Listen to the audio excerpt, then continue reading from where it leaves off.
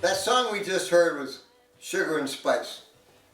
It was performed, recorded, and sung by The Searchers. The man sitting next to me is Mike Pender of The Searchers, one of the founding members of The Searchers. He started the group back when he was just a kid, which is many years ago. But that song was part of the British invasion.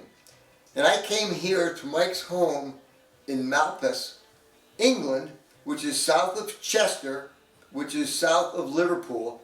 And Liverpool is where it all started, on the banks of the Mersey, for Mike and The Searchers. Mike, the name Searchers, where did it come from? A movie. A very famous movie, I think.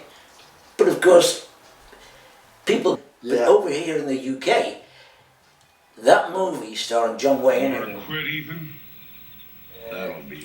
No, yeah. And the guy was, the other guy with John Wayne was, I used to know his name. But anyway, we went along as teenagers to the local cinema.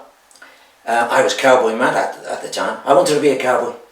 You know, growing up as a kid, queuing up outside the cinema. But you didn't have any cowboys here in England. No. They were over in America, but you were...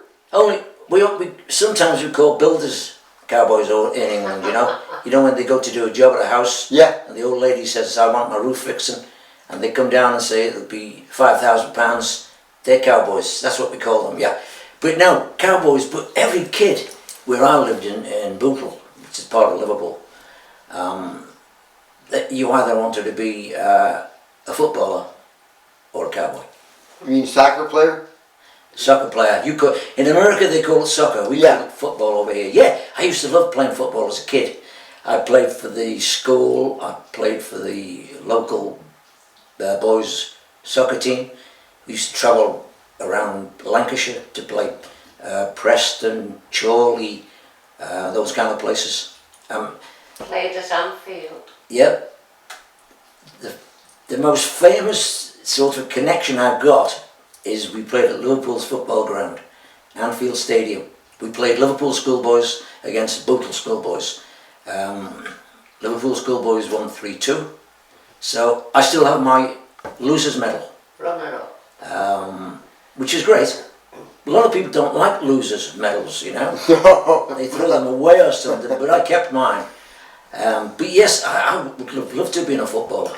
Now the voice you may hear off camera is Mike's lovely wife, May. And she's just sitting over there, and she has a lot of memories of this too. They've been married going on 60 years in just a few months. She was with him way back when all of this success started, and they stuck together all the years. It's a beautiful story, but it's not rock and roll. I like it, yeah.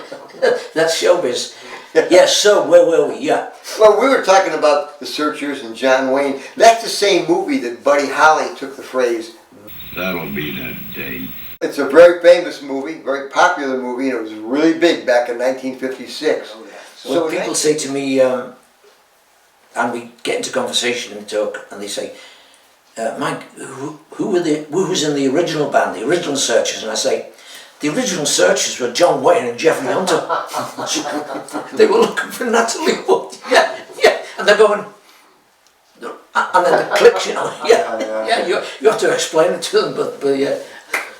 So in 1956, was your musical career beginning? Were you playing? We were playing as kids, and we were trying to start a group. So it would have been going into 1957. After we'd seen the movie, and I decided to call ourselves The Searchers, or I thought it would be a good name. In saying that, I thought a little bit later, it sounded a bit corny. Maybe Searchers is not a really good name. But looking back today, I thought it was a great name. I do too. I'm sitting here thinking the same thing. Yeah. It's a great name. You had a great idea. Absolutely brilliant name. You never did change it. No, never. You were always The Searchers. Until I made my own way and formed my own band and called it Mike Pender Searchers. But Searchers, we decided on the name, and we started off 4 guys. Now who were the 4 guys? Where'd they come from? All from around where I lived in Bootle. So right in the neighborhood. All the neighborhood guys got together. Yeah, a couple of, well, it used to stretch maybe to the next part of Liverpool called Crosby or Litherland or these little places I've around seen Liverpool. all these names as I took the bus around Liverpool. Yeah, you In see all those Bootle, names. I saw them all. Yeah, and we rehearsed, and we found it very difficult to get amplifiers so that we could go out and play at the local halls. And the bass player, who was called Joe's mum and dad had a bit of money. They were the rich. They were the rich people. My folks were pretty poor, as were a lot of the people where I lived. You know, we lived by the docks in Liverpool. Did your father work on the docks? Yeah.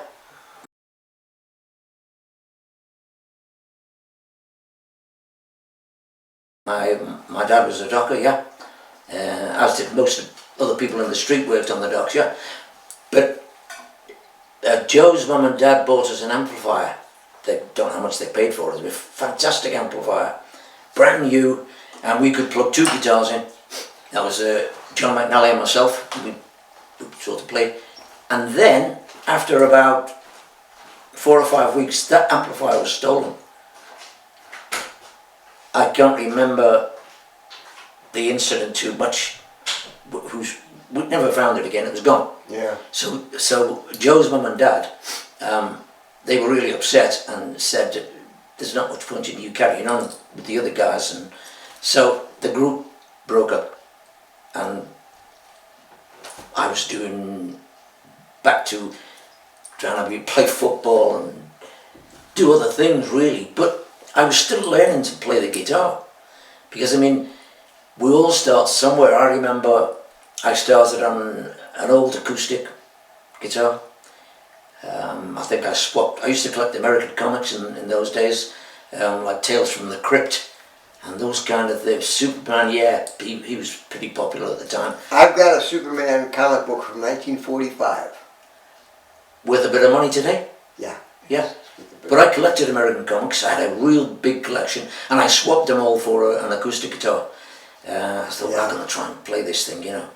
And I remember sitting in my mother's parlour night after night trying to play the thing, and throwing it, no way, I'm never going to be able to play this, you know. But after a certain time, I started to learn a few chords. This is before we actually started the Searchers group. This is when I was sort of still at school. And as I say, I learned a few chords, and there was a guy who lived down the street, not John, another guy, and we used to get together and we'd say, I know a new chord, what's the chord? And we didn't know the name of it, like a C or an A or a D. We just knew how to put your fingers on the guitar and play it. That's the way you learn, you know, because nobody in those groups in the early days could read music, no way. And so I finally got to learn to play, but when the group broke up, those 4 guys, we just split and did other things, you know, and I lost track of John. He lived in the same road as me, St John's Road in Bootle.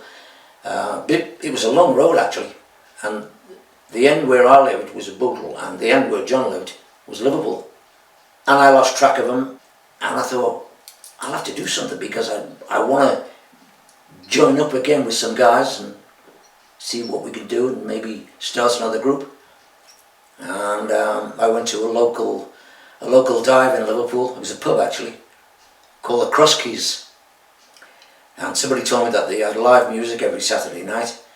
I took my guitar, went on a Saturday night, because somebody also told me that if you take an instrument, they let you get up on stage and you can play. And so I met Tony Jackson. Was he doing the same thing you're doing, bringing his guitar, playing? No, he didn't play. Oh, he didn't play at all? He was just a vocalist. Oh. And when I arrived at the pub, just a young boy, what would I have been? 16, 17 years old. I heard somebody singing, Elvis Presley, Jailhouse Rock. And it was Tony on the stage, Tony Jackson. I didn't know him. I just walked into the pub and got a drink at the bar. It was heaving, lots of people everywhere. And I thought, yeah, I'll speak to this guy. And when he finished his little set on stage, come down to the bar, I got talking to him. He was actually very sort of wanting to get into what I knew about music. And I said, well, I'm a guitarist. I'm not very good. I'm learning, you know, but you got to start somewhere. And we said, yeah, let's try and start something. And I said, well, I know a guy called John McNally, and he lives pretty near me. I haven't seen him for a long time, but I did hear that John had some kind of accident and he went in a hospital.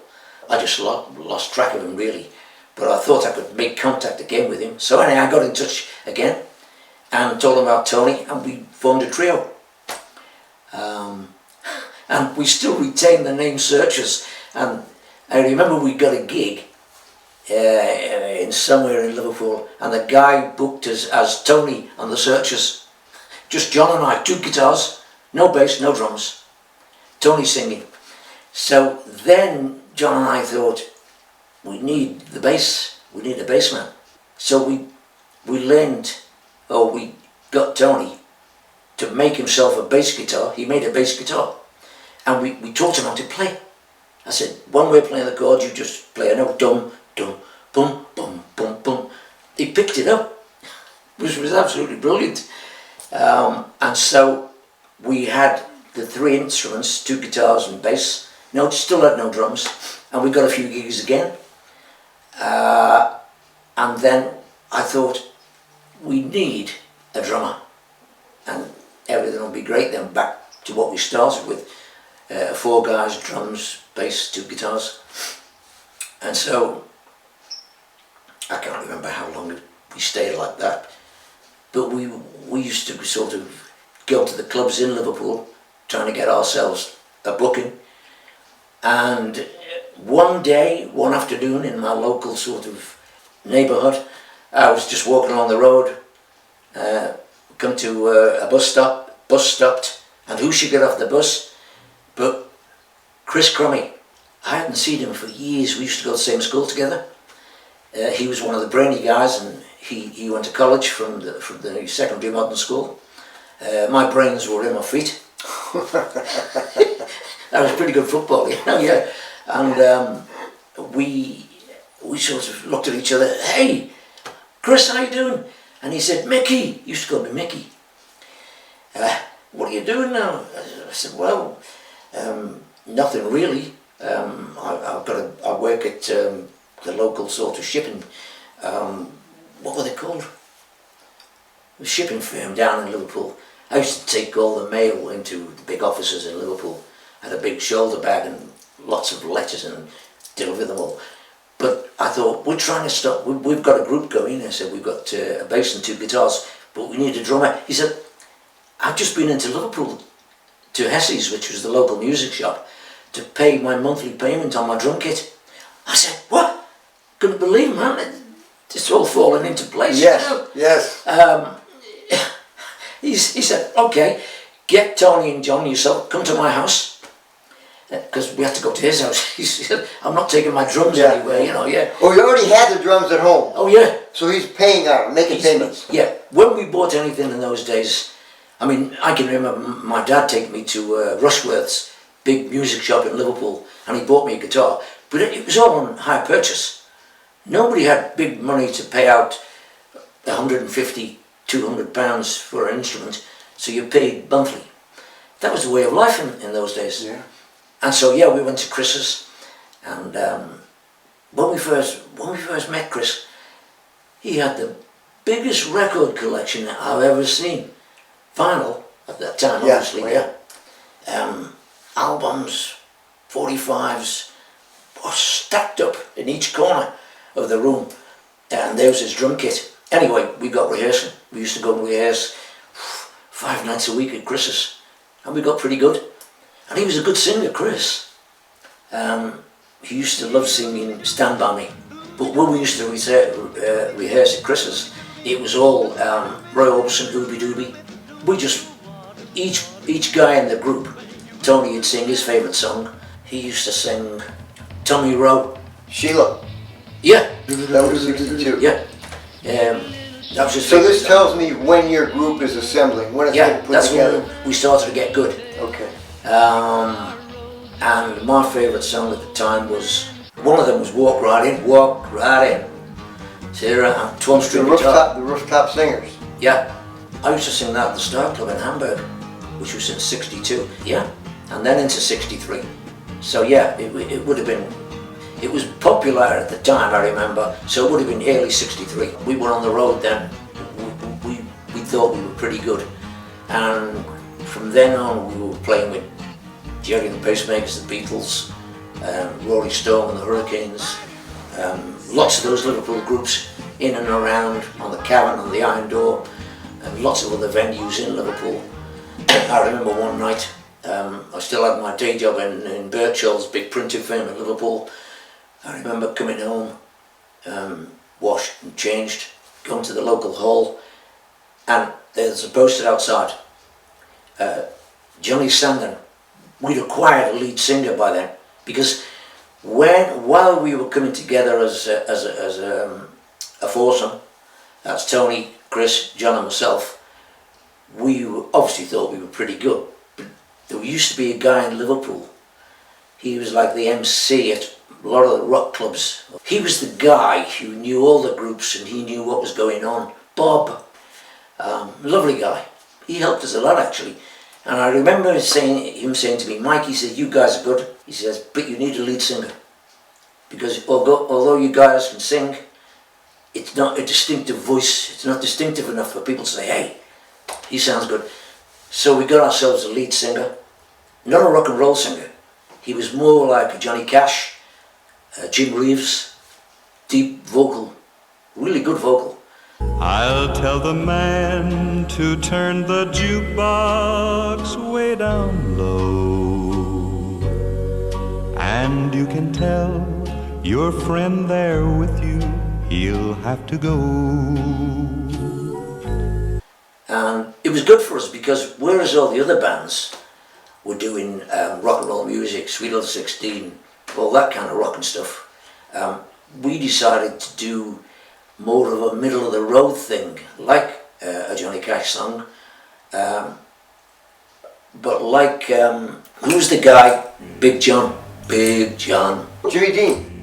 Yeah, we could do songs like that with the vocal that we had, Johnny Sander. That was not Johnny's real name, we gave him that name. His real name was Billy Beck. But anyway, we went out from then on as Johnny Sander and the Searchers. And with us being a little bit different from most other groups, we used to do lunchtime sessions at the Cavern. I remember my workplace was just around the corner, and the lunchtime session went over my lunchtime, so I used to get somebody at Birchall's to clock me on. I'd say, Peter, clock me on, I'll only be 10 minutes late getting back. You could do that in them days. You could do it today. But in those days you could get away with a lot of things, you know. Yeah. And lunchtime sessions at the Cavern, people used to work in the offices around Liverpool, they'd come in because they loved Johnny's voice. Jim Reeves songs, Johnny Cash songs. And Jim Reeves, he'll have to go. Yeah. That's what he's saying, yeah. He'll have to go, yeah. I'll tell the man to turn the jukebox way down low, and you can tell your friend there with you, he'll have to go. And we were quite happy to do that kind of thing, but we still retained our own sound. Like Tony would still sing Sheila, and I'd do the odd Buddy Holly song, That'll Be the Day, which was my very first record I bought when I was, 16, 17. That was my first record, 45. That'll Be the Day. Buddy Holly for me was the king. Once we established ourselves in Liverpool, at the Cavern, at the Iron Door, all those places, we thought we were pretty good. And they used to have a local paper called the Mersey Beat. And, you know, we all wanted to get on the front page and, yeah, we knew once you get on the front page, you made it, man, in Liverpool. And so we made the front page a couple of times, especially when we went to the Star Club. Searchers returned from the Star Club, you know, which was pretty big for us, really, even though it was just in Liverpool, you know. And Now, the Star Club was not in England. no, That was in Hamburg. I remember we were at the Cavern one lunchtime, and we were on with Johnny Kidd and the Pirates. I don't know if you're familiar with it. I've seen his name. I Yeah. don't know much about him. And they were on at the Cavern, and there was a guy who'd come over from Hamburg in Germany called Horst Fascher, and he spoke to us at the Cavern after we'd done our set, and he loved Chris, because Chris, by that time, he used to stand and play the drums, which was a bit of a job to do, you know. Oh, yeah. Yeah. He was never a fantastic sort of out-and-out musical drummer, Chris, but he was a showman. And he dressed in the leather gear. I mean, I suppose you could say he was our John Lennon, really. He was very outrageous. And he loved entertaining, he loved being in the spotlight. He loved being on stage and being the centre of... And he loved being in charge. Yeah. Yeah, we were just, yeah, he's the man, you know. And anyway, Horst Fascher had come over from Hamburg, from the Star Club, to find groups to go back to Germany, to Hamburg, to entertain the young German audiences. Because, don't forget, at that time, Yeah. 1960, you were only, 15 years after the end of the war? So, when we went to Hamburg, we could see, wow, a lot of, Destruction. yeah, still around. As people who came to Liverpool could see, a lot of buildings that had been bombed, Yeah. and, you know, councils had not got round to rebuilding. Graham Nash said that one of the reasons why we had so much music in England, in particular in Mersey, was because lack of electricity, we had to entertain ourselves. So we got guitars, we've got instruments. We had to entertain ourselves. Well, he was from Manchester, wasn't he? So yeah. So the electricity was pretty poor in Manchester. Well, that's true too, because that was a big industrial area. Yeah. You were the shipping port, but they Yeah. were industry. But I don't recall having any problem with that. I can recall that outside of our house there was a gas lamppost. And I always used to wonder, they used to have a bar at the top on one side that went out. And I thought, why isn't there a bar on the other side? And it would look uniformal then, sort of. And I found out later it was for the guy, get his ladder, put it against the bar, go up, and he'd light the gas lamp. We had gas lamps in the street in those days, yeah? Not electric. Not electric. Yes. But we still had electric in the houses. But it appears to me that you had to conserve the Yeah. electricity because you didn't have an abundance of That's it. right. So Graham Nash had a point there, really, yeah. But we managed, we managed. But to get back to the point where we went to the Star Club, Horst Fascher, he liked the band. He said, will you guys come to Hamburg? And we said, okay, yeah. What are you going to pay us? And because at that time, we all had pretty good jobs in Liverpool. I worked at the printers. John worked at the electrical foundry, something like that. Tony was he was a brilliant electrician, and he worked at a big firm in Liverpool. Chris was brainy because he went to a college, but he didn't come over that way. He liked other things, Chris, and he just worked in the local furniture shop, if you like. But he knew what he wanted to do, what he wanted to be. And so, you get there in the end by going through all these other little jobs, But we all had a good job at the time. And Tony and Chris were quite prepared to give their jobs up to go to Hamburg. And I thought, and John thought at the time, that it was a big deal, really. Should I give my job up? I know my mother's not going to be pleased. Because, you know, when you leave school and you get a job and it's a good job and it's got a future for you, you think, you know, am I making the right decision? And my mother said, Michael, well, are you sure you want to do this? I said, well, the other guys are going, I'm going. And we decided to go. And I remember my wages at Birchall's Printers were £7.50 per week. And if you did overtime, you got extra or something like that. But we got, at the Star Club, £50 each, which was a fortune in those days, you know. And we said, wow, absolutely brilliant. £50, we went for a month, 4 weeks, 200 quid. We had to keep ourselves, of course, when we were there. But you'd skimp on meatballs and chips. So that you could bring as much money home. Yeah, that's right. And I was, May and I were courting at the time, because I met May at the Cavern. So we met each other quite young, actually. May was only 16. I was 19. And we sort of, I mean, as soon as I seen May, I thought, ah, what a lovely girl. And I could tell she loved me so much. I said, oh, I want to marry this girl, really.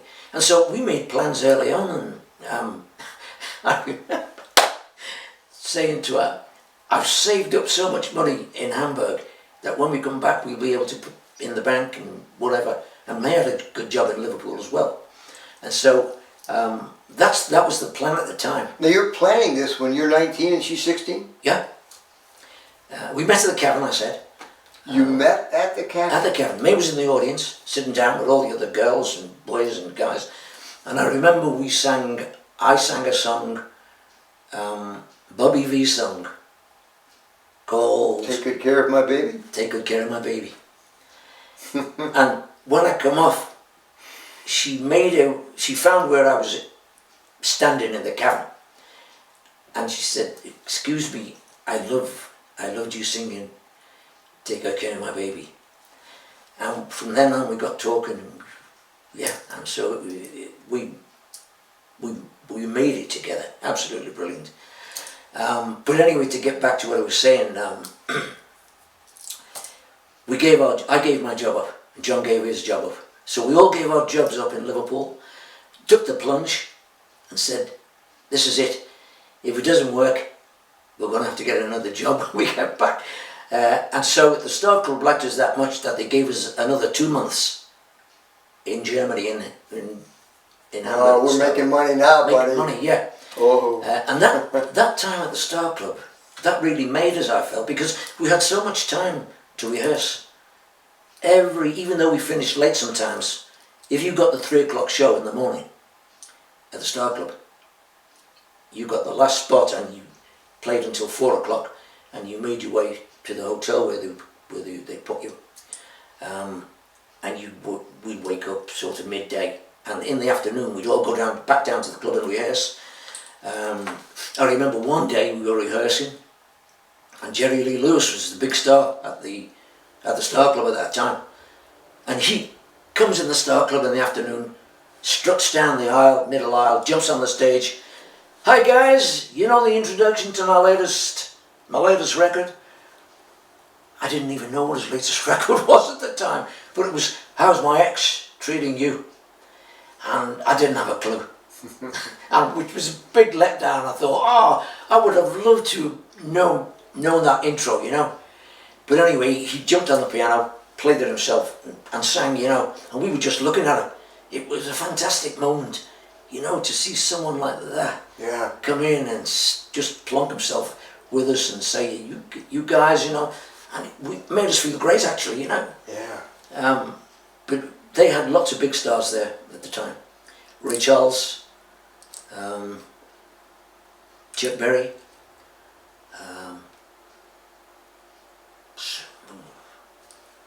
lots of bigger, Fats Domino, lots of big American names, and we met them all, rubbed shoulders with them all, we spoke to them all, and they said, you guys, you know, you come to America. We were only just really learning at that time, of course, at the Star Club, you know. Yeah. But when you speak to those guys, when you speak to all those big rock and roll stars. And it was great for us because all those rock and roll stars, we were copying them in Liverpool. At the Cavern, we're singing all their songs. That's what all the Liverpool groups sang, all their songs. So to go to Hamburg and meet those guys, it was a dream come true. Absolutely brilliant. I've got photographs somewhere taken with most of them. Really? Yeah, I don't know where they are.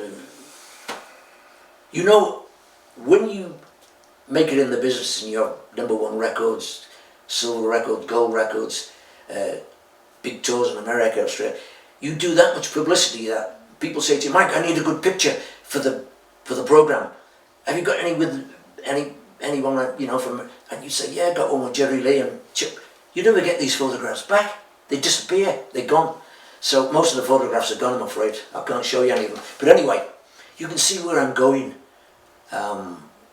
with the story, how it built up to get to a point whereby after doing 2 tours in Germany at the Star Club and coming back to Liverpool, I remember the guy who was my manager at Birchall's Printers, he said to me, Mike, he says, go to Hamburg, this is the first time. He said, don't worry about your job. When you come back, your job's still here for you. I thought, I couldn't believe it, man. Absolutely brilliant, you know, yeah. Oh, yeah. Which I did go back, because when we came back from the Star Club the first time, we could still go do gigs in the night and still have a day job. So I still had a day job. But when the next tour of Germany came around, the 2 months at the Star Club, my boss said to me, Mike, you've got to decide what you want to do. You want to take the plunge, and he said, do it, man, do it. And so that was the end of the job then. You know, I wasn't going to be there when I came back the second time. But it shows you how good people were in those days, you know. The camaraderie in Liverpool, people have always been warm in my hometown. Well, they've always been great people. As you're describing all this, I can feel what you're going through. Making this transition from a work a day, work by the hour, get paid by the hour, but you got some security, but you're not going to make it big, No. to following a dream, getting paid much better, and this could be the life that I may be able to achieve. I got to make a decision. That's right. Which way do you go? Yeah, which way to go? And we went. Of course, I know. Yeah, we chose that way. And when we got back from Hamburg the second time, the guy who looked after our gig list in Liverpool, he was the manager of the Iron Door. He'd made contact with Pie Records. And of course the guy at Pie Records, one of the main producers there was Tony Hatch. And Tony came up to Liverpool, to the Iron Door, and we played Sweet's My Sweet and a couple of other tracks. And he said, Sweet's My Sweet, that's the one. I want you boys to come to London, which we did. Where'd you go in London? Where? Where did we go? When you said come to London, you went to Decca Records?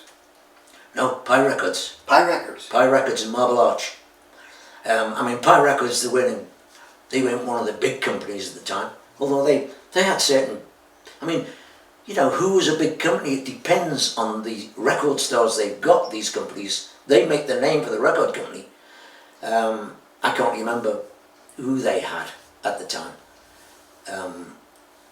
But anyway, Tony was the recording manager at Pie, and he took us into the studio. We recorded Sweet's My Sweet. I remember we took 2 takes and we played it back in the studio office at the top, up above the actual recording studio. And I thought, we could do a better one. And Tony said, sounds okay, but go on, do one more. And we did it in 3 takes, Sweet's My Sweet. And if you listen to some of those old records, you know, and really listen to every little point, there's quite a few mistakes, you know, because we were fantastic musicians, you know. We could play guitars and play, but it was simple music then. It was easy music. You know, Sweet from Our Sweet is a pretty simple song. And like Sugar and Spice, another simple song, really. It wasn't until we recorded Needles and Pins that I thought, this is a great song. Although, obviously, Sweet from Our Sweet was the one that got us into the big time, if you like. Went straight to number one. You can't believe when you're nobody and suddenly you're number one. You can't believe that that's happening, you know? Who chose that song? Who selected that song for the Searchers? Chris. Chris, your drummer. Chris, the drummer. He chose all the songs at that time.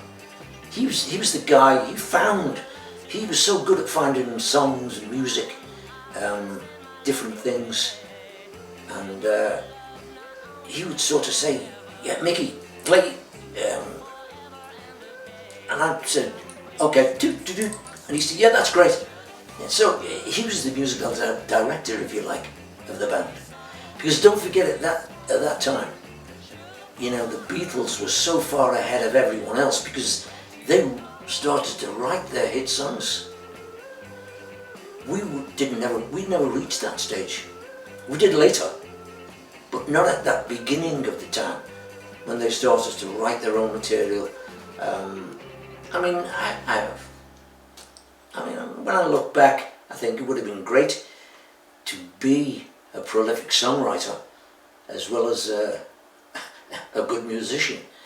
But I was quite happy. In fact, when I think back now, although I ended up being lead vocalist, I didn't want to be a singer. I only wanted to play the guitar. I was guitar mad, especially when I think about Buddy Holly with his Fender Strat. I said, I just want to play a Fender Strat, man, and you know, to be like Buddy Holly. Someone else can do the singing, I'll just play the guitar. That's all I wanted to do. But it's like gradually you make the change and you go into the studio and someone like Tony Hatch says, Mike, I like your voice, it's good. Okay, great. I'm thinking, oh, maybe I do have something in the vocal world, you know, maybe I do sound good. And after Needles and Pins,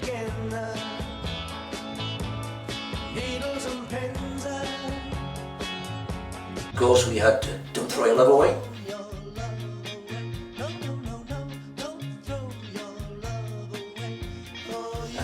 Which is a pretty good song. I always remember lots of people used to say, man, that's a great song. What a great line, don't throw your love away. And then of course we went on to other songs, Goodbye My Love. And of course one of my favourites also is When You Walk in the Room. I can hear the guitars play lovely tunes every time that you walk in the room. Jackie DeShannon. Jackie DeShannon wrote that song, yeah. She was a good songwriter. We recorded a few of her songs actually, much later. Yeah. Album tracks and that, you know. But once we became fully established with Needles and Pins, because Sweet from Our Sweet and Sugar and Spice, they got us on the bandwagon. They made people look up and say, hey, Searchers, have you listened to this? I said, yeah. Seen those guys? They look quite good. I thought we looked quite good actually. Yeah. As four guys, you know. Well, your appearance, the suits, the way you presented yourselves, the way you combed your hair, you guys were handsome young men. We always liked the clean cut image, you know. Yeah. As the Beatles were pretty clean cut at the time. Yeah. We sort of thought absolutely brilliant, but of course, like it always happens in the music business, in the recording business, you're only as good as your last hit record. It's all very temporary. Yeah. And those two songs came quite quickly. Sweets, Sugar and Spice. Did that take you to America? Those songs, is that what made you guys be wanted in America? No. Needles and Pins. Needles and Pins was the song that got the attention for you I think go to... because we had to argue with Pie Records to get Needles and Pins released as a single, as the third single, because they said, you guys have just had Sweets Must Sweet, Sugar and Spice, number 1 and number 2. Can we do the same, do you think? And I said, and Chris said, yeah. And Chris wanted to go with I Count the Tears. Oh, I love that song too. Yeah. And I said, yeah, it's a good song. But we'd started putting Needles and Pins in the set. And we had people coming up after the show saying, hey, Needles and Pins, what a great song that is, man. That's Sonny Bono. Sonny Bono. We had no idea Sonny Bono wrote the song at the time. No. You didn't know who he was. You don't know. At the time, no. We only, when Sonny and Cher came along later on, we said, That was the guy. That's the guy. Yeah, but at the time, in fact, we picked up that song because another group had sang it at the Star Club. A group called Cliff Bennett and the Rebel Rousers, London band. I remember sitting in sort of at the back of the club and they were on. I said, what a great song that is. The storyline, you know. I saw it today, I saw her face. It's a face I loved. I thought, yeah, that's like something you could live through, you know, going through. People have done that, you know, yeah. Anyway, Chris also said, oh, it's a great song, we'll do it. He said, Mike, you sing it? Yeah, okay. And of course it was in the set, and Tony Hatch said, you sing Needles and Pins in the set, we'll record it. And we recorded that song and I Count the Tears and maybe 2 or 3 more. And Louis Benjamin, who's the guy, the chairman of Pie Records, he said, I Count the Tears, yeah, sounds good. I love it. You know, and he said, we want to keep the Sweets Must Sweet, Sugar and Spice style. We want to keep that going. Which that's what record companies do, you know. Oh yeah? Yeah. We've got sort of a thing whereby you're going to be known as that type of group, and people are going to say, yeah, New Searchers song is pretty good, similar. And we said, no, complete change, let's change it. And Louis Benjamin said, I don't know about that. And Tony Hatch said, I agree with the boys. Needles and Pins has to be the next single. And so it was. And the guy who's our manager at the time, Tito Burns, he was a big sort of big agent in London. He'd had Cliff Richard and the Shadows and a few other people. He tried to break Cliff Richard in America, and it didn't happen for him. And he said to us, he said, we're going to go to America. We're going to crack America with this song. And we said, absolutely, you know, hopefully, yeah. And we went to America.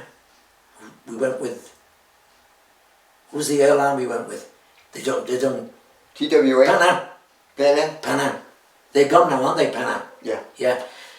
I think it was Pan Am. Oh, it might have been TWA. Yeah, TWA it was. Yeah. And we got to New York, and Tito said to us, we're going to try and get the Ed Sullivan Show. And we said, oh, you haven't got the Ed Sullivan Show? We thought we were going to do the Ed Sullivan Show. And he said, no, he says, we're going to have a meeting with Ed and the people that at the TV studio. And we thought, okay. And we were at the hotel. We had a few gigs as well in America, just to try and get our name sort of. You remember where the gigs were? They were all around New York somewhere. All around New York? Yeah. I can't remember. But this is before you were on Ed Sullivan? Or after? This is before. Before Ed Sullivan? Yeah. So you get there and you do all these gigs, wanting to get on Ed Sullivan? Only 5 or 6 gigs. Well, that's enough. That's, Yeah. I mean, you're from... And in the meantime, while we were there, Tito had the meeting and he said, we've convinced them to, we spoke to Ed, and he said, apparently he said, we just had 4 guys from Liverpool, man. Well, meaning... Beatles. Yeah. That was February. Now this is April 5th of 64 that you're on Ed Sullivan. So it's the first Sunday in April of 64. If you say so. I remember it. You remember, yeah. And so, you know, yeah, we did the Ed Sullivan Show, and I couldn't, man, I was so nervous, man. You know, you think on live television, you think, you know, nerves and playing, I'm going to play the wrong chord, and I'm going to twist it. I saw her today, I saw her face, it was a face I loved, and I knew I had to run away, and get down on my knees and pray, that they'd go away, but still they begin now. Needles and pins because of all my pride, the tears I gotta hide. Hey, I thought I was smart, I wanted hard, I didn't think I'd do, but now I see she's way sooner than me. Let her go ahead, take his love instead, and one day she will see just how to say please, and get down on her knees. Hey, that's how it begins. Should feel those needles and pins. I heard now. Why can't I stop and tell myself I'm wrong, so wrong? Why can't I stand up and tell myself I'm strong? Because I saw her today, I saw her face, it was a face I loved, and I knew I had to run away, and get down on my knees and pray, that they go away, but still they begin now. Needles and pins because of all my pride, the tears I gotta hide. Oh, needles and pins, needles and pins, needles and pins.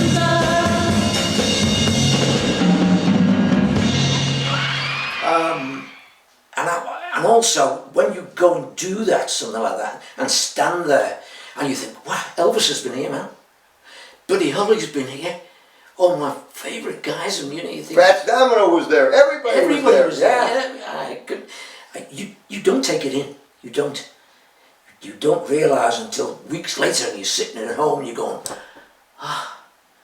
can't believe it, man. Yeah. Anyway, Tito was over the moon because he thought, you know, this is it. I can do the boys in America. I want a tour, and we did a tour with who?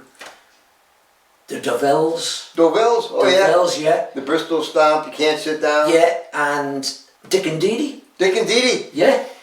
Oh, and Del Shannon we did. Del Shannon, oh yeah. And we did the American tour. And it was great, absolutely Was brilliant. Brian Hyland with you then? Was No. he in it too? No, I never met him. He used to come over here and do tours later on. Oh yeah. But I never met Brian Hyland, no. But I always remember his record, because when we were at the Star Club... Itsy Bitsy Teeny Weeny, Yellow Polka Dot Bikini, or Sealed with a Kiss. Sealed with a Kiss. They played that at the Star Club in Hamburg all the time, you know. And when I used to write home to me, I'd say, Sealed with a Kiss, man. You know, yeah. But yeah, and so, you know, Needles and Pins was the record that really, I think, broke us in America. And yet, you got guys like yourself, Tom, who come in and say, Sugar and Spice, man, that's the one I remember. Sweet's my sweet. And I'm going, okay, everybody's different. We all have different favourites, you know. But for me, it has to be Needles and Pins. And so that was the one for me, and, you know, our first gold record, and we came back to England and we played at Wembley, and that song brought us big acclaim, really. And that was a great song, it was. And you know, of course, the records that came later. And of course, life was great, life was good. And I remember we did Don't Throw Your Love Away, which got to #1 again, after Needles and Pins. In Barbara Lewis's song, We'll Love Again. And yeah, and then we did, on one of the American tours, we were staying at a hotel and they had a jukebox. And Chris put a Bobby Darin song on, When I Get Home. Baby, when I get home, you're gonna wake up and find this a new kind of dawn. Baby, when I get home, I'm gonna make up for all the times I've been gone. Baby, baby, if you love me, you will hang on a little bit longer. We'll see it through. There ain't no nothing can stop me from reaching you. And I'm gonna give you love like you never know. When I get home, when I get home, baby, when I get home, baby, when I get home, baby, when I get home. When I Get Home. And we played it, and that's a great song, man. He said, it is good, isn't it? I loved Bobby Darin. I loved everything he did. Yeah. Yeah, he was sort of, he reminded me a little bit of Jerry Lee, because he had that sort of Swagger. aggression sort of Yeah. look about him, you know. Hey man, don't mess with me, you know. Yeah. He had a confidence. He was very confident in who he was. Yeah, of course he did. And when we heard that record, we said, we're going to record that when we get back. And we did record it, but it only went on an album, of course. Oh, no, it didn't. It was a single. Was it a single? Yeah. But it didn't do as well. You've got a better memory than I have. Yeah. But you lived the history, okay? Yeah, yeah. I studied the history. Yeah, but- so that's the difference. Yeah, but of course, you start to think, and like I said before, you're only as good as your last hit record. And when you have a great record like Needles and Pins, like Don't Throw Your Love Away, the next one has got to be even better. When we did When You Walk in the Room, Jackie Chan, we got the disc. We got a demo from her actually. But she recorded that song, didn't Yeah. she? Oh yeah. Oh, that was a hit. Yeah. Yeah. She had a hit with that. Yeah, she sent us a demo and we said, okay, playing it, blah, blah, blah. And I was playing that riff, you know, because that's when we brought the 12-string guitar into the band. That's a lot of music coming out of that 12-string. Yeah. That's beautiful. And we, you know, learnt the riff. And of course, recorded the song. Again, didn't make number one, which was a disappointment because we would, that's the problem, you know, you get used to having number one records. But it got to number Look three. here. Number one doesn't mean that much to me, and I'll tell you why. And I tell this to everybody. If your song is released in the Eastern Time Zone in the United States and sells 500,000 records, the next week it's released in the Central Time Zone, sells 500,000 records. The following week it's released in the Mountain Time Zone, sells 500,000 records. And the following week after that, the fourth week, it's released in the Pacific Time Zone, 500,000. You just sold 2 million records, but never in the same week. I sell a song in the Eastern Time Zone, and I sell 1 million records, but no records across the country. I outsold you for that week. I go to number one. You sell twice as many records, and you only make number 10. You see, that's why it's distribution. Well, that sounds good. Well, it sounds good. It's got nothing to do with the quality of the song or the recording. I know what you mean. Yeah, you're right. But you become Yeah, but become a perfectionist, you know. You want to do everything spot on. we got to be number one. You want to be absolutely brilliant. You want the sound to be crisp, the vocal to be really good, the riffs on the guitar to be sound great, the 12-string guitar. You want everything to be spot on, and you never get there because it's impossible to get everything sounding absolutely brilliant. So you're right. It's the overall song, because when people hear it, they only hear it once or twice and they go and buy it. They don't sit down and listen, man, he's made a mistake. No, they don't go into all that. No. But Walk in the Room, yeah, great song, loved it. Still one of my favourites today. I don't play 60s music, you know, Tom. I don't mean you don't play. You don't listen to it? I don't listen to it, no. Tell me why. Well, I don't get a lot of enjoyment from listening to 60s music today. I mean, my wife May, she plays a local radio, and she'll play a radio station that plays all the old records like Radio Gold, and she loves listening to all those old groups. Oh, I do too. Okay, that's great. That's great. I love it. But there's only one group I listen to today, and they are my favourite band, the Eagles. I'm in shock. My heart. Yeah. Okay, I gotta have my My pacemaker. They are a brilliant band, and they were. I'm talking about the band now with obviously Glenn Frey, the drummer Randy Meisner. Oh yeah, he died. Yeah. He died. He just died, and I put a memo on my website for him because when I look at the Eagles now on the old takes from years ago in the end of the 60s into the 70s, his vocal on "Take It to the Limit" for me was one of the best songs they ever did. Yeah. Yeah. Oh, I agree. I liked them back then. Joe Walsh was there, Don Federer was there, the drummer Don Henley. Yeah. He was a great drummer, a great singer as well. But those guys, for me, they are my favourite band. Really?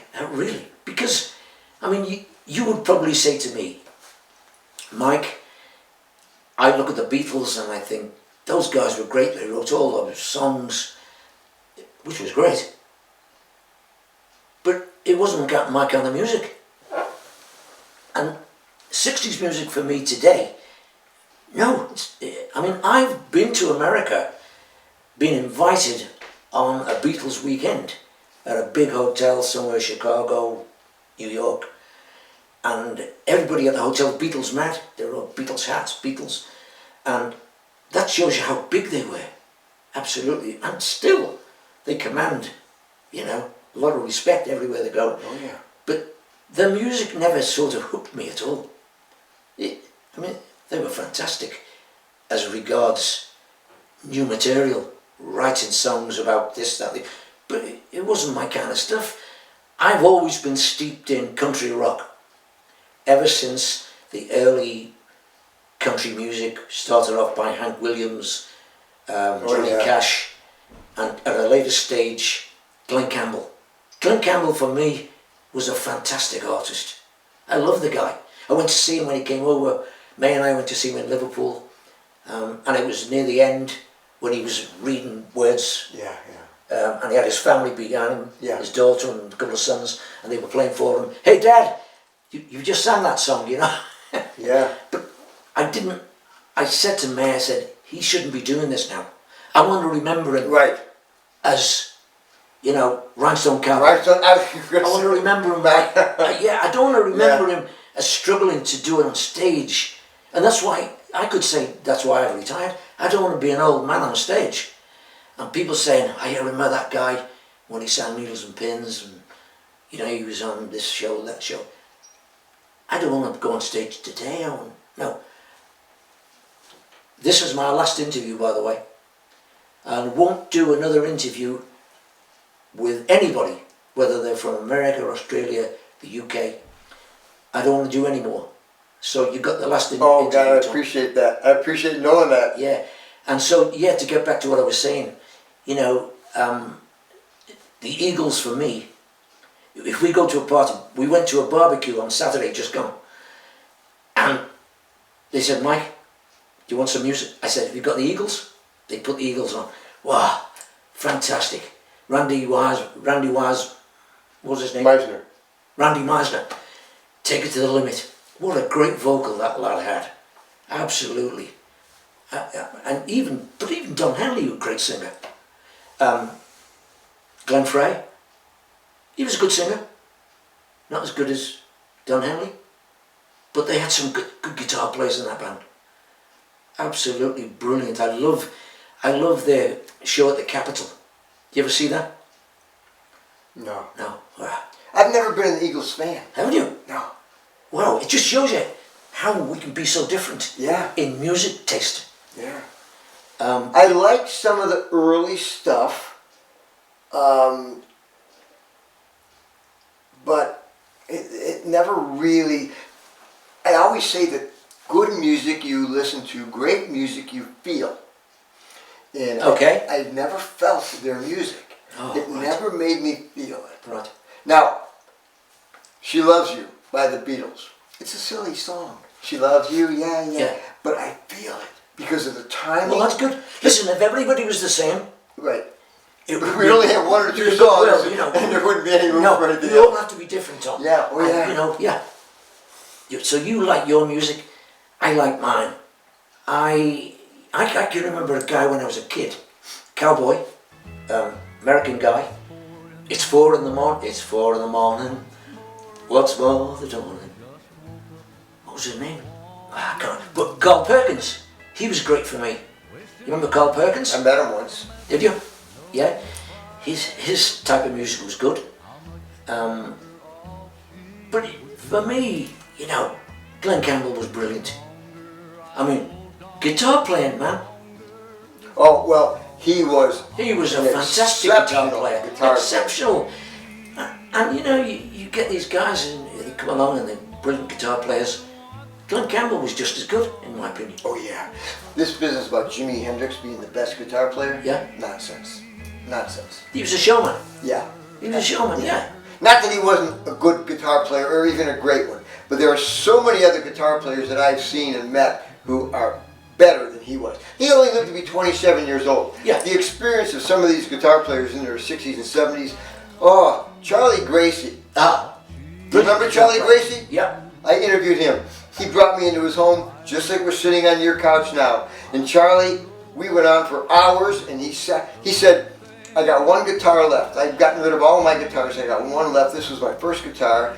This was the one that Eddie Cochran used to love to Right. play whenever I was on the same show with him. He'd play my guitar. I said, can I hold it for a minute? He goes, yeah. So I got to hold that guitar. Ah, brilliant. Yeah. Nice, yeah.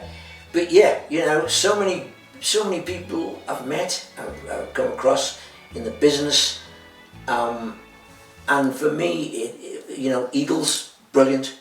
Glenn Campbell, brilliant. Love the guy. Merle Haggard, don't know if you know him. Oh yeah. Now for me, he had something. He had a great vocal, I thought. A real good country vocal. I liked some of his songs. They pulled at the strings of your heart, a few of those songs, you know, that he recorded. That's something you feel. Yeah, you could feel it as he was singing. But he's lived a life, man. Yeah. Yeah, he's gone now, of course. Oh yeah. So many of them are gone. Yeah. Which is why I took the effort to come and see you.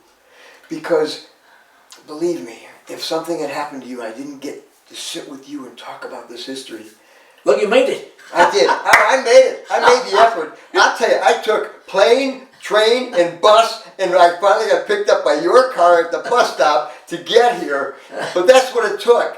And that's why I did it, because sitting here with you, I couldn't have passed this up. Well, Tom, yeah, I'm enjoying it as well, actually.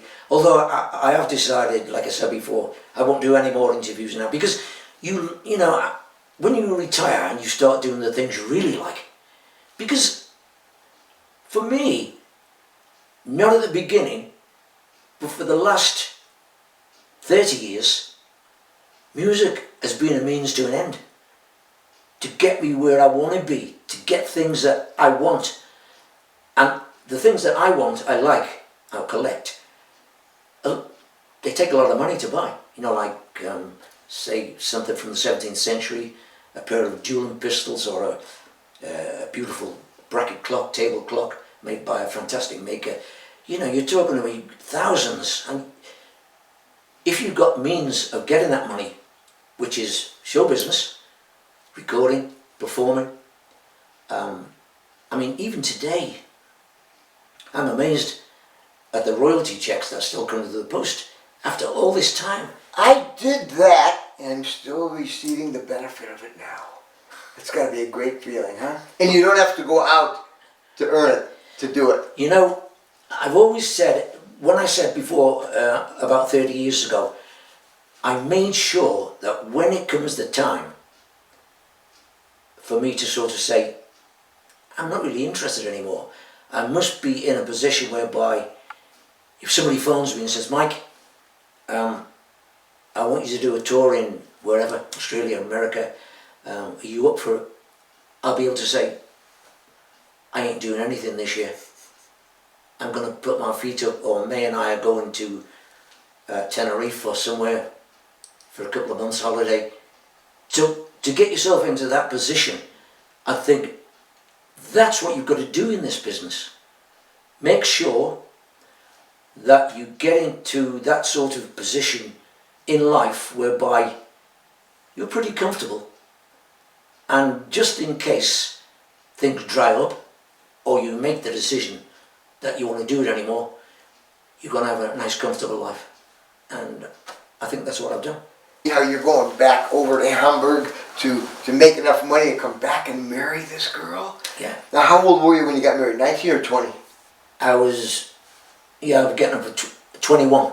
You were 21 when you got married? 2 years. We were going together for 2 years. She was 18, you were 21. When we married, I was 22 and May was 19. 19, Yeah. okay. But we met when May was 16. That's beautiful. And I was going to say that I didn't mention it as part of the story, but we never had the kind of wedding with big photographs Yeah. and whatever comes with those kind of weddings, you know, lots of photographs and lots of people are hanging around. And A beautiful wedding doesn't make a beautiful marriage. No. Okay, they're two different things. No. And May always says to me now, oh, I would have loved a wedding gown in white and whatever, you know. Yeah. But I say, because I should have told you actually this, I should have told you. We got married before I went away to do an American tour. We were sort of in love together, you know, and we were living with May's parents at the time. We weren't married, but when I say we were living with May's parents, up to a point of I was still living with my parents down in Bootle, and I used to come to May's and loved their family. We never stayed in May's house while we were still courting, no. But just before we went away to do the first American tour, after Needles and Pins. That's when you went to Ed Sullivan, right? Yeah. Yeah, in 64, yeah. I said to May, I said, listen, I'm going to be away on tour for like, after America. No, this was the next big tour that we did after the Ed Sullivan Show. So it was the one where we Del Shannon, Dove Elvis, Dick and Dee Dee. yeah, it was that tour. And we were away for about a month, 6 weeks. I said to May, I don't want to go away and leave you, because I don't want to take the chance of losing you. And I think we should get married. Will you marry me, please?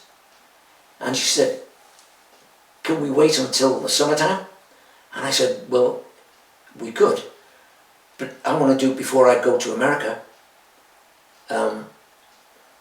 So I feel happy in my heart that you're my girl and you'll be my wife. Because at that time, May was such a lovely girl, lovely looking girl. She still looks good today in my eyes, you know, yeah. That's why I wanted her. She was absolutely gorgeous, and that's why I fell in love with her, you know. And I said, I don't want to take any chances. Lots of these pop groups are still going to be going around in Liverpool at the Cavern. Some guy's going to come along and say, wow, lovely boys, Mike. He said, I don't want to go any, will you marry? And we got married quietly. Not quietly, but quietly enough so that it wasn't a big, and we had sort of a bit of a sort of party at May's mum's house, and we lived in that house until I said, now, when we got married, I said, right, before we go to America, I'm going to buy you a house. It wasn't a great big house, but it was a house that we could start. It was our home. Our home. And I paid the guy, I wrote a cheque for £2,500, which you could buy a nice house for in 1963, 64, yeah. Yeah. And she was over the moon and said, now, you know, there's the checkbook, you buy the furniture that you want and blah. And yeah, I left her and I went to America. But I couldn't have gone on that American tour and left May as just my girlfriend, because I'd have been a bit sort of... Insecure. Yeah. And so, what you were saying, if you've got a photograph of when we were married, I don't think we've got one. You ever see that? It's a book of every recording we've ever done, every record we've ever made. This is an amazing book. The Searchers, Crazy Dreams by Peter Checksfield. The entire recording history of The Searchers from front to back cover. Beautiful. And now we're going to take a look at Mike on stage back in the 1960s. Oh, No. You have any comfort.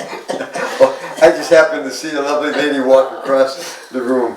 And I forget who she is. Oh yeah. What's in the paper? There was one time when what can you remember the hit record we had at the time? Well, it was in April. The first April after we were married, so it would have been... Well, 64 then? That's when you went to Ed Sullivan. April. He was on Ed Sullivan Yeah. the first Sunday in April of '64. well done. So- Was I away at the time? Yes. Yeah. You had to be, yeah. And what happened was... Well, hang on. Was that before we moved to our first house? yes. Right, okay. When I said, come on, we've got to get married, and because I don't want to take the chance on losing you, we want to go away for so long, and you know, yeah, she's only a young girl, you know. And there was oh no, you didn't have a telephone then, did we? No. No, people didn't have telephones. I mean, there was no phone in May's house. So what? So how did they make contact? What happened, I'd been out, my cousin was being married, and his wife had the hen party. Well, just tell me, I'll explain to Tom. So when I got back home, where I lived, my aunt and They were just there? lived next door. And when I got home, they were all panicking because on the 9 o'clock news, it had said that Mike was leaving the band to get married. Do you remember now? Leaving the band to get married? That's what they said. So the next morning, press all round the front door for me there. But we were married then? Yeah, but that's what they... Oh, right. and it wasn't public Right. knowledge that we were married. Because they thought I wasn't married.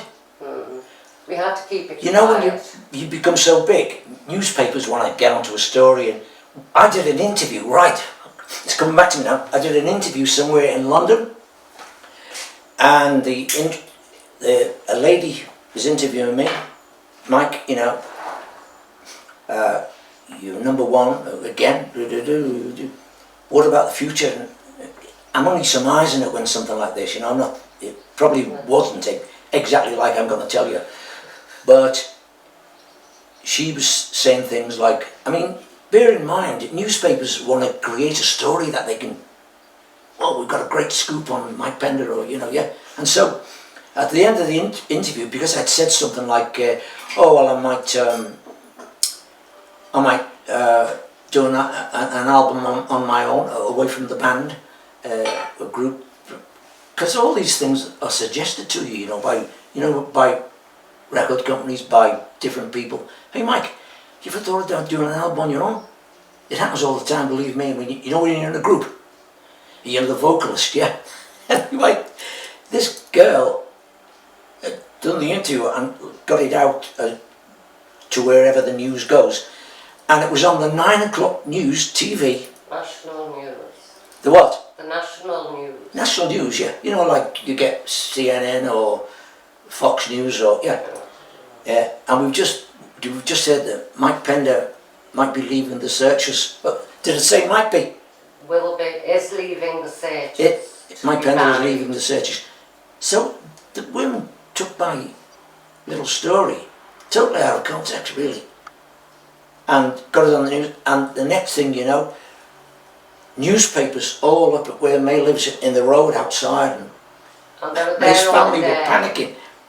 They were there all day. I wouldn't go out because I am shy. They camped outside of the And in house. the end, my dad said to me, "You're going to have to go out and speak to them." So I did, and I was saying things like, you know, you just have to take a back seat, sort of thing, blah blah. Right across the next morning, newspapers, picture of me, and a headline saying, "I will not be hidden away," says wife of Searcher. Never said any such. May said, I never said that. No. Newspapers. But going back to when I was doing the interview and that, I forgot what I was going to say now. We've lost it. But you're leaving the band because you're going to do a solo album or you're going to get married? People didn't know I was married because we had a quiet wedding and there were no photographs and we kept it quiet. Can I? Because if we'd have had, Excuse me, darling. Can I just tell Tom that I got a special license because we were going to have a big wedding, and for one reason or another, mostly Mike's career, we decided to just get married quietly. So I went and got a special license, and Mike was in I've forgotten about that. Ireland the week before, and he came home from Ireland the night before we got married.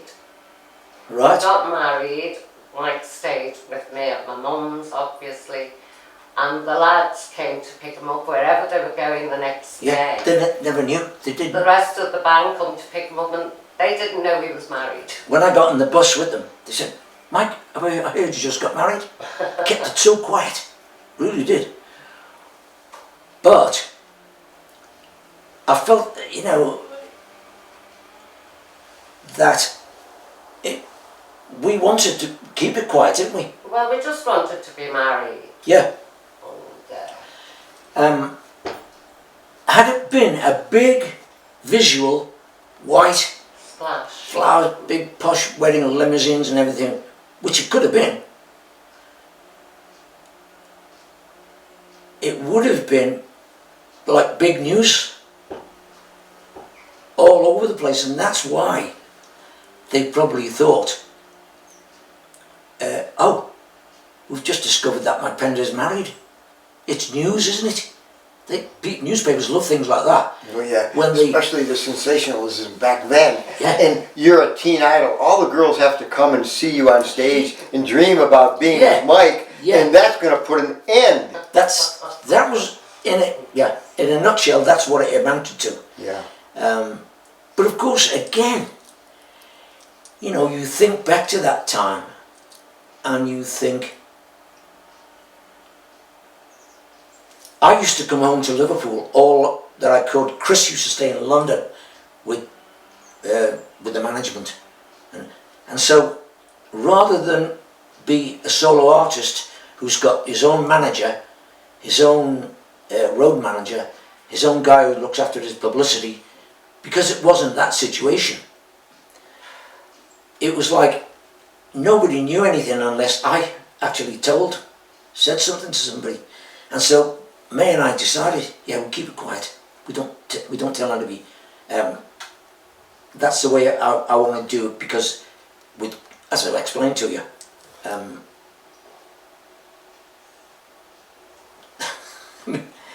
it's difficult to think back now and get it exactly right what you were thinking. But the main thing for me is what I've always said to May, you know, I think we should get married now, at that time. And that's what we did. And we always say now, when males say to me sometimes, you're watching TV, big, oh, I would have loved to. And I say, yeah, but those guys there are probably divorced now, or they're probably this, or we've got something special, you know? Yes, you do. And I recognized that when I first came into the house. Yeah. Really. Yeah, well, Thank you, Tom. he told me on the way and about his love story, and I saw it when I walked in. Oh, well, that's great. Yeah. That's very kind of you to say that, Tom. It is, thank you, Tom. But yeah, I mean, that was something else, you see. If you go back to talk about when we first started in the band, Tony Jackson was my best mate. Chris was good as well. And John, of course, because I knew them. But not close pals, you know. John and I, you could say, were guitar friends. It was a guitar that brought us together. Chris, again, because I knew him from school, so it was like something that we'd known early on and then come together again. But when I met Tony, he was brilliant for me because he was old. He was the oldest guy in the band. I think while we were still teenagers, Tony was getting into his early 20s. But as the friendship grew with Tony, and we'd go out to the local bar, go to the local soccer game. We used to go and see our team, Everton. And we'd stand there on the terrace and yeah, go on, go. We'd go to football together, and big friendship. Even May makes me laugh when she said I was going to meet her to organise something for that wedding, quiet wedding, and she said, you just did that and then you went off to the football match with That Tom. was when we got engaged. He came to the shop with me for my ring, and Yeah. we came out of the shop and Mike got the bus up to Everton. Yeah, but what I was going to say to Tom was, when you meet somebody in your life who you want to share the intimate moments of your life with, as well as the going out, as well as the feeling that you've got something in life.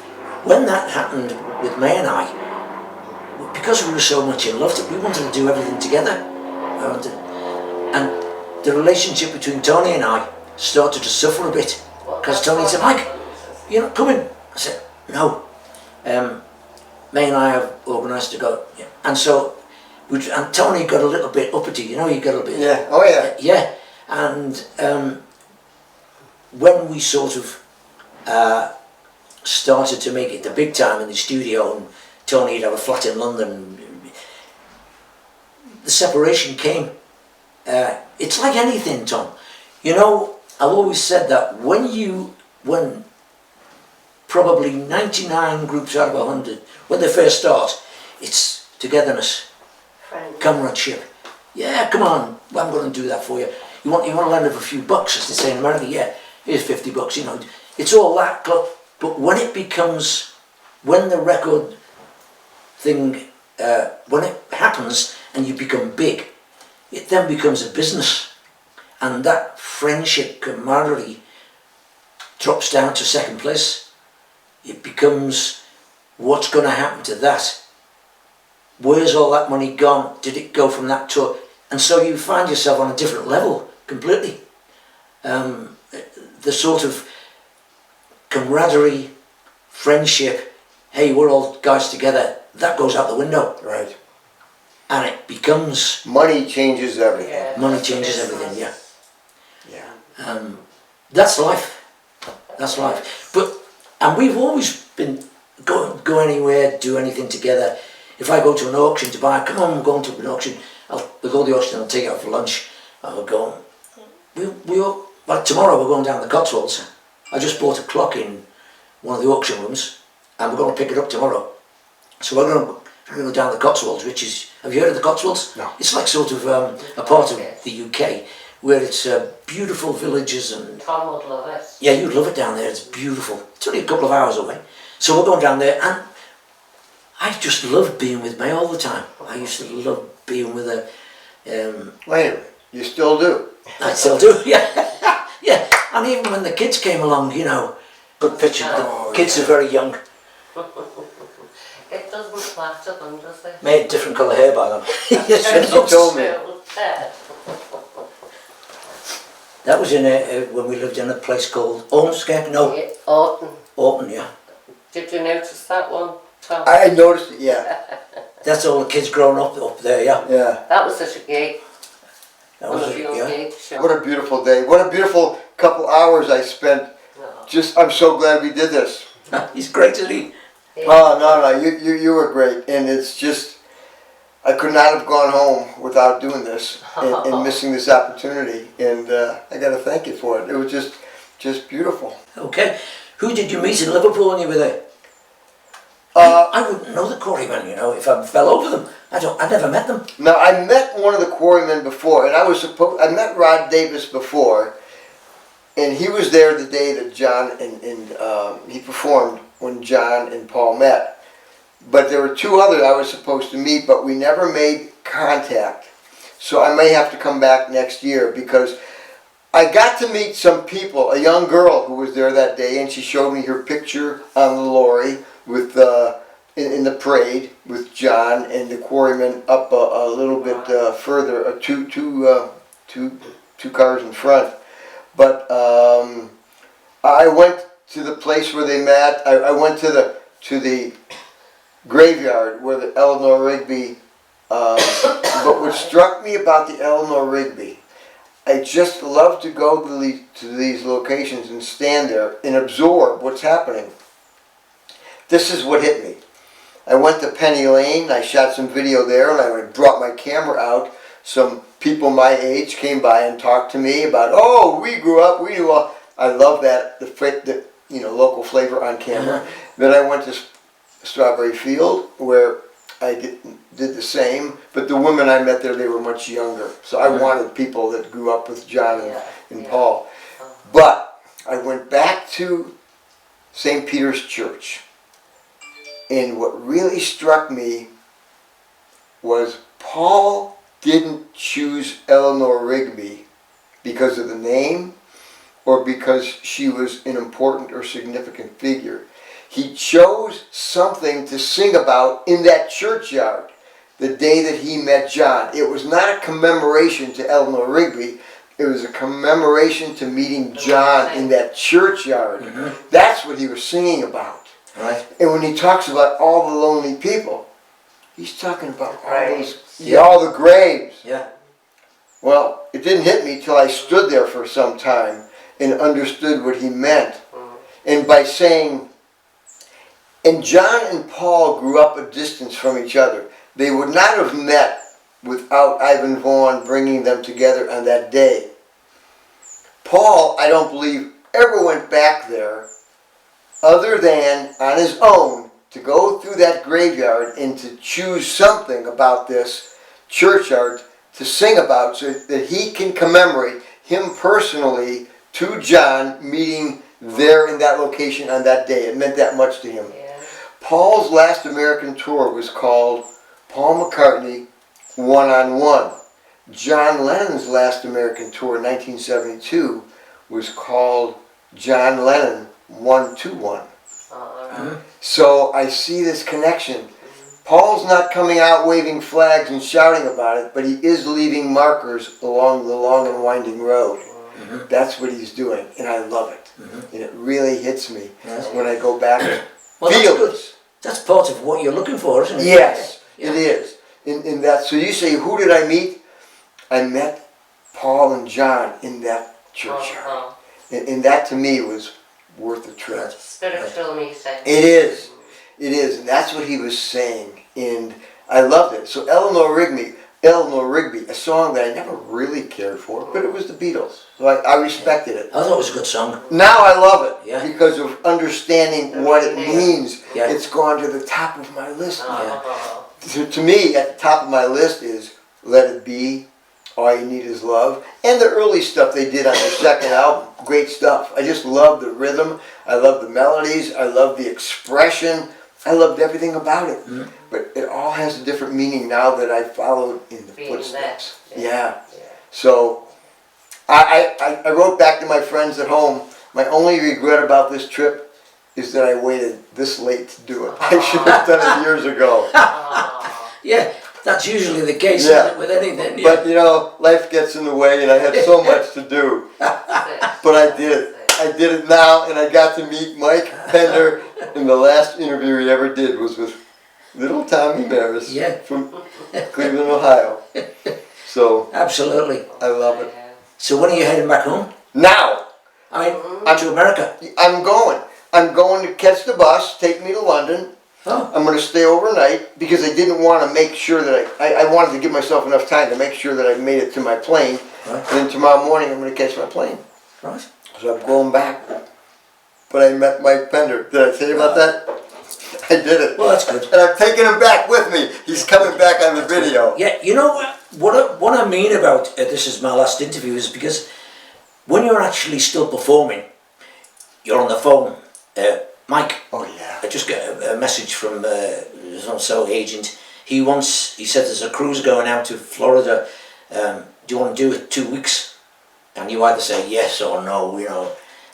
But it's like you're still in that sort of mould of your of you have to do these things. Mm-hmm. You know, if you're going to go there, you've got to do an interview for it. Oh, yeah. So with not doing anything, I've finished touring. I won't tour again. No way.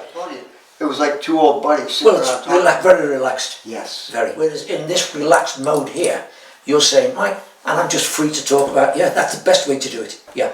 I've been in so many conversations with people, and somebody will say the word old. Oh, excuse me, sir, I didn't mean to offend. You don't offend me by saying I'm old. No. I'm proud that I'm old. I'm happy that I'm old. And I said, I'm not going to get old unless I can do it my way. And I'm doing it my way, and this is part of it.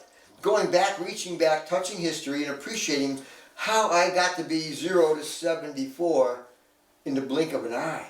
It went so fast. But being old, I saw so much history. I appreciated so much history. My father and uncles were the part. They played one of the roles of World War II soldiers and sailors, and I'm so proud of that. Yeah. In history, what we did in joining Winston Churchill, I absolutely adore the man. The older I got, the more I understood what he did. Yeah. And if he didn't stand up, Yeah. That period in life for me, when I go back in history, I love going back in history. I even go back to the 17th century when I'm interested in horology, you know, clocks, oh yeah, time. yeah. Yeah. And the golden age of clockmaking in England was that period 1650 to 1700. The clockmakers, I don't know if you know, but these clocks today, they fetch, 1 million if it's really good. But they fetch thousands. They're always a good investment. But collector-wise, they're fantastic things. Absolutely. Do you collect any of those? Yeah, we've got some upstairs in my room. From what year? 17th century, 1650, 1660. I tried to buy a clock. Excuse me a sec, darling. Tom. Listen, I'm taking up your time. No. Thank you for taking the time to have this beautiful conversation and sharing so much of your history with me. But now I want to take a look at you and the Searchers on stage from almost 60 years ago. Can we do that? Can we take a quick look at that now? Of course we can. Thank you, buddy. I appreciate it. Thank you, Tom.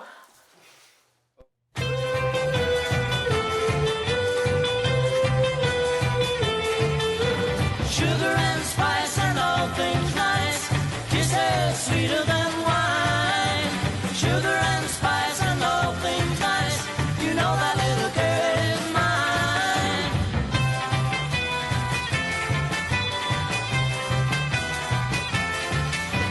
Everybody stops and stares at my baby when she's walking down the street. People passing by just look at my baby, 'cause my baby looks so sweet.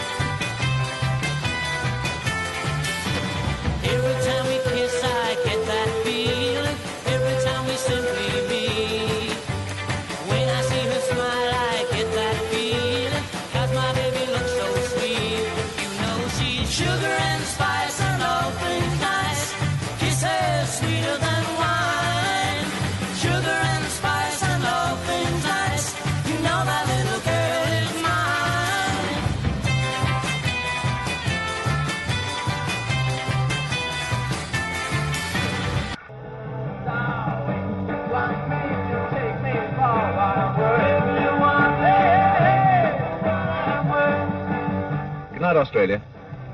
I pretend to be a saint. My sins, they are big. But there's no one perfect in this universe. Though you think I'm weird, don't try and change me. 'Cause if you want me, you take me for what I'm worth. If you want me, you take me for what I'm worth.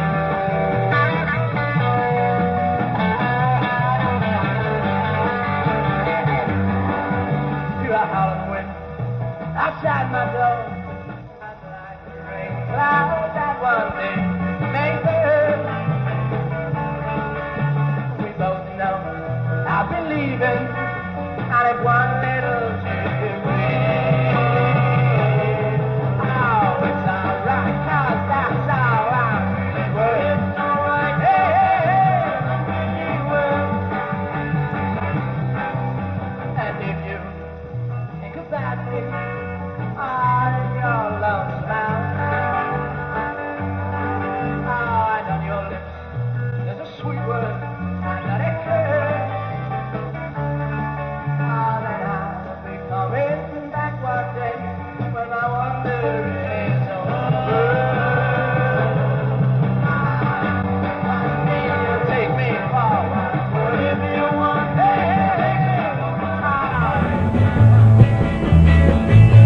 I started today, I started faith, it was a face I loved, and I knew I had to run away, and get down on my knees and pray, that they'd go away, but still they begin.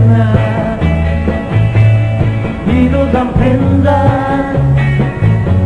because of all my pride, the tears I gotta hide.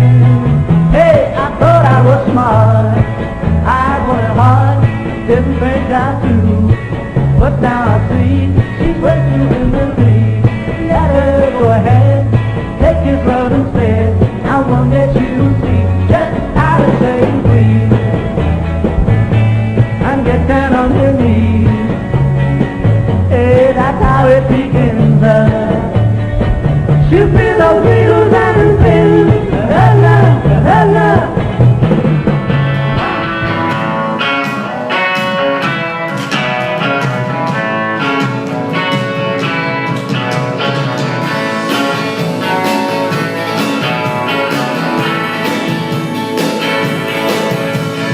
Feel that new expression on my face. I can feel that wrong sensation taking place. I can hear the guitar playing revolution. Every time that you walk in my room.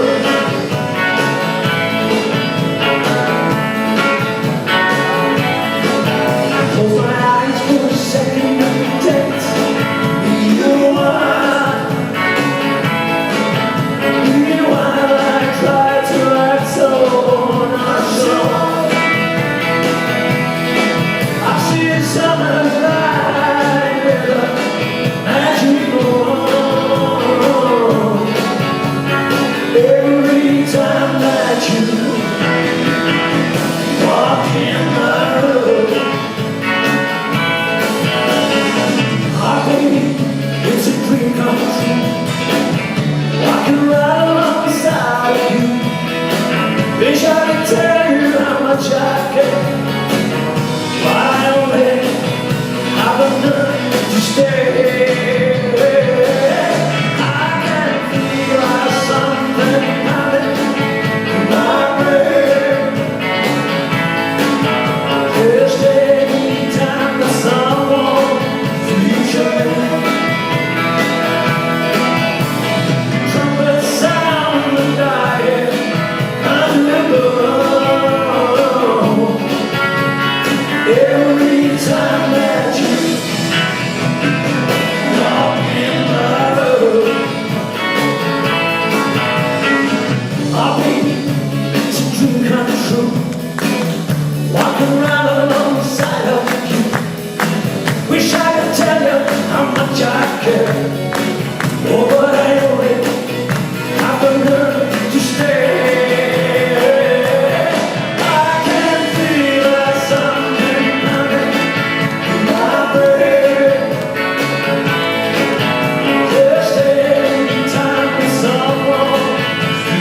love.